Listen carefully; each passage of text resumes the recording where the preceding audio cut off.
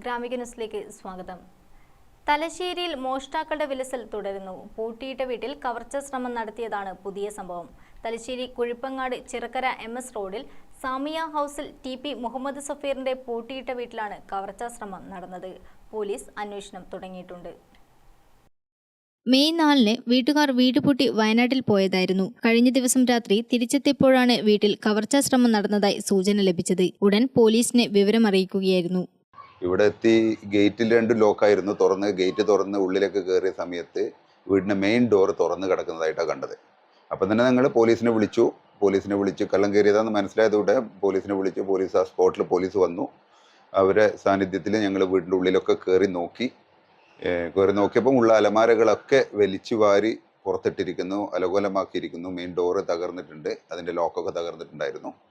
അങ്ങനെ പോലീസ് അതിൻ്റെ പ്രാഥമിക പരിപാടികളിലൊക്കെ അവർ പോയി. പിന്നീട് വിരലടയാളം വിദഗ്ധരും ഡോഗ് സ്ക്വാഡൊക്കെ വന്ന് അതിൻ്റെ അന്വേഷണങ്ങളിലേക്ക് നടന്നുകൊണ്ടിരിക്കുകയാണ്.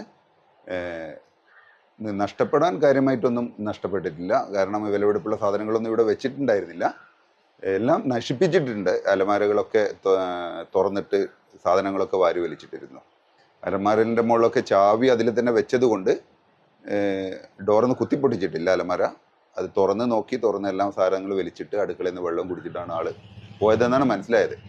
വീടിന്റെ പൂമുഖവാതിലിന്റെ ലോക്ക് തകർത്താണ് മോഷ്ടാവ് വീടിനുള്ളിൽ കയറിയത്. അലമാരയുടെ താക്കോൽ അവിടെ തന്നെ ഉള്ളതിനാൽ അലമാര തുറന്ന് പരിശോധിച്ച് എല്ലാം വാരി വലിച്ചിട്ട നിലയിലാണ്. മേശവലിപ്പും മറ്റും തുറന്നിട്ട നിലയിലാണ്. വിരലടയാള വിദഗ്ധരും ഡോഗ് സ്ക്വാഡും എത്തി പരിശോധന നടത്തി. തൊട്ടടുത്തുള്ള CCTV ദൃശ്യങ്ങളും മറ്റും പോലീസ് പരിശോധിച്ചു വരുന്നുണ്ട്. കഴിഞ്ഞ ദിവസം ഈ പ്രദേശത്തെ 2ഓളം വീടുകളിൽ മോഷണ ശ്രമം നടന്നിരുന്നു. കഴിഞ്ഞ 1 വർഷത്തിനുള്ളിൽ ചിറക്കര, മൂറക്കുന്ന്, KTP മുക്ക്, കുഴിപ്പങ്ങാട് പ്രദേശങ്ങളിലെ വീടുകളിൽ നിന്നായി പണവും സ്വർണ്ണാഭരണങ്ങളും കവർച്ച ചെയ്യപ്പെട്ടിരുന്നു. ഈ സംഭവങ്ങളിൽ ആരെയും പിടികൂടാൻ തലശ്ശേരി പോലീസിന് സാധിച്ചിട്ടില്ല. ഗ്രാമിക ന്യൂസ്, തലശ്ശേരി.